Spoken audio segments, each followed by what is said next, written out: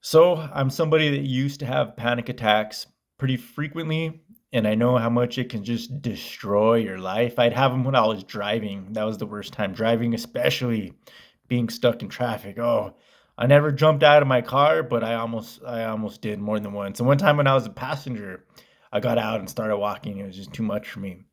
But I know how embarrassing it is.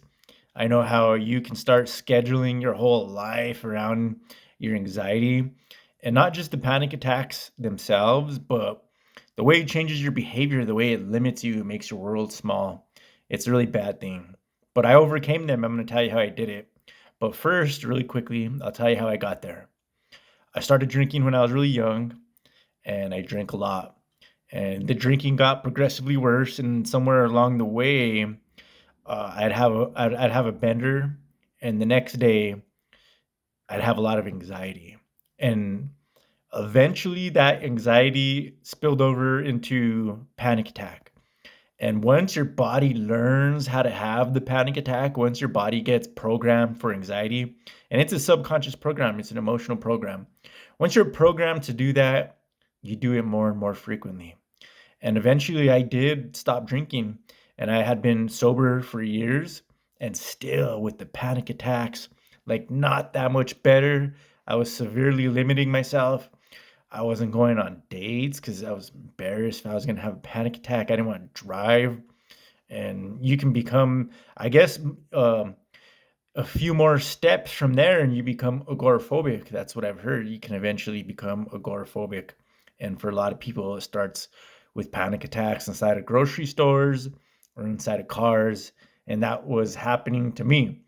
But I fought back. I fought for my life and I tried everything. I tried talk therapy. I tried supplements, CBD. I had some success with magnesium was helpful. I got in really good shape. I was exercising and like drinking water, trying to sleep well, but nothing really like made me feel a whole lot better. And eventually I found hypnosis. And at first I didn't know what I was doing. I was trying affirmations and I was making my own hypnosis recordings, the videos on YouTube. Now I know that those videos are not as effective. You need hypnosis that's tailor made for you. You need someone to treat you specifically. These general ones can help, but not nearly to the same level as a specific one can help you. But eventually, two things happened to me.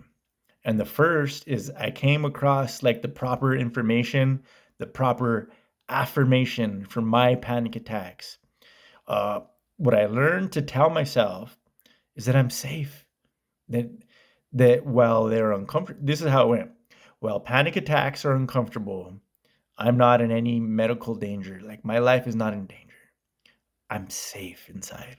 And even if and I came to the conclusion even if I'm potentially sick or gonna die, I'm still safe anyway.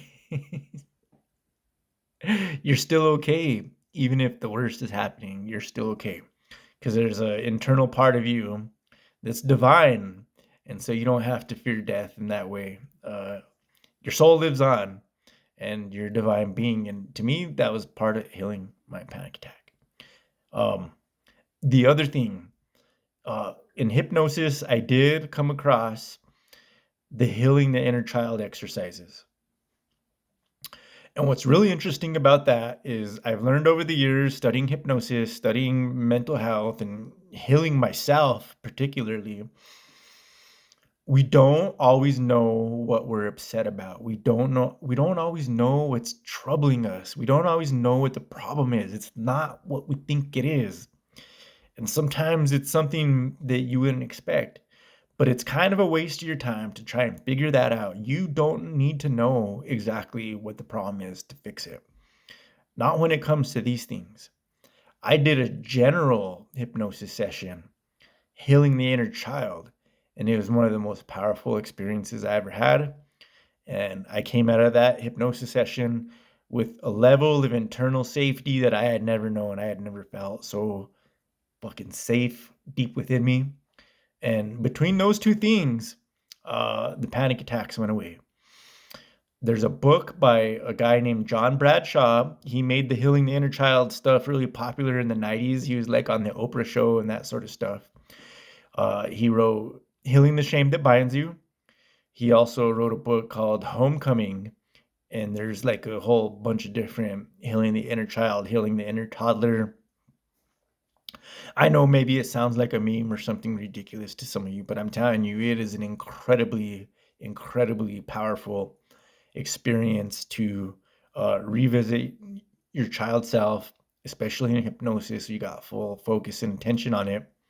And I won't give it away because it's kind of better if you don't know the details of it until you do it.